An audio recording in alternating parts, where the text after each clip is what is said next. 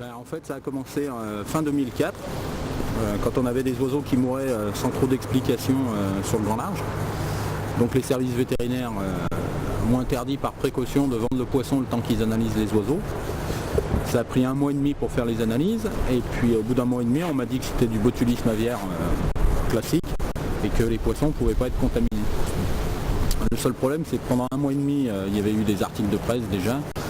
Et comme je suis retourné vendre mon poisson, plus personne ne voulait acheter le poisson. Donc j'ai demandé au service vétérinaire de faire une analyse pour rassurer ma clientèle et pour pouvoir redémarrer, quoi. Et donc tout était bon sauf le problème de PCB, de pyralène. Donc sur l'analyse d'un seul poisson, du jour au lendemain, ils m'ont interdit de travailler. Perte d'emploi, on vous jette. Dès qu'on m'a interdit de travailler, j'ai déposé plein de contre-X pour pollution. Et au jour d'aujourd'hui, il doit y avoir au moins 500 plaintes. Ça a commencé donc sur le Rhône, et puis rapidement ils ont analysé d'autres poissons sur d'autres secteurs du Rhône, et ça a conduit à des interdictions répétées à chaque fois.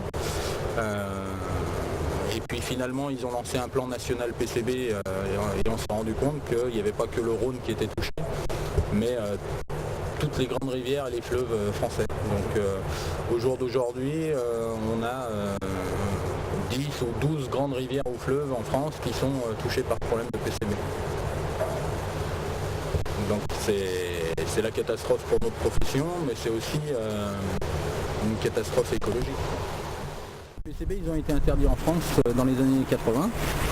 La réglementation est arrivée trop tard.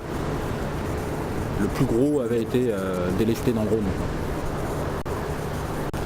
À l'époque, c'était des kilos et des kilos par jour. Alors d'après certaines études, le pyralène aurait des conséquences en grosse quantité sur le développement des fœtus au niveau neurologique. Et puis pour l'adulte classique, des risques de cancer du foie, mais à des doses très très importantes.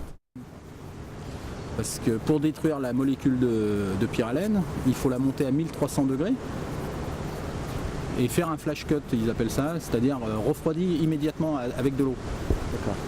Ce qui empêche la molécule de se reformer ou de faire de la dioxine. Donc c'est pour ça qu'il n'y a que 2 sites en France qui sont habilités à les retraiter. Mais bon, on se doute bien qu'ils s'en brûlent ailleurs. Nous en France, il y a un pôle scientifique qui s'appelle Accélera, qui travaille sur ce problème de PCB pour savoir comment on pourrait le récupérer dans la rivière. Donc soit avec des systèmes de charbon actif, donc ils travaillent là-dessus, on espère qu'ils vont trouver une solution rapidement. Ils ont l'air d'être assez confiants là-dessus. Mais c'est pas franco-français, hein. C'est vraiment le monde entier a utilisé ces produits-là et le monde entier a des problèmes de contamination liés à ce produit.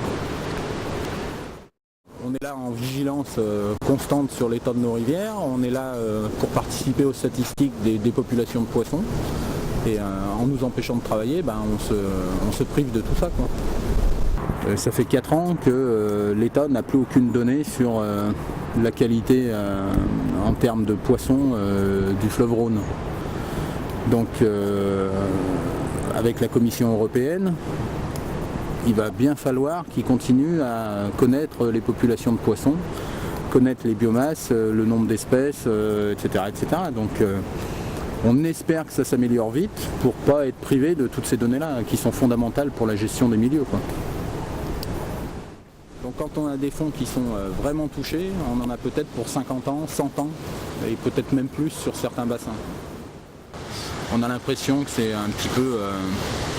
on a mis le doigt là où ça fait mal, et on a un petit peu l'impression que c'était un petit peu Tchernobyl, quoi.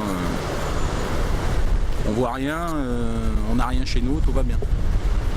Et bon, on a au moins ce mérite-là, c'est qu'on a mis le doigt là où ça faisait mal.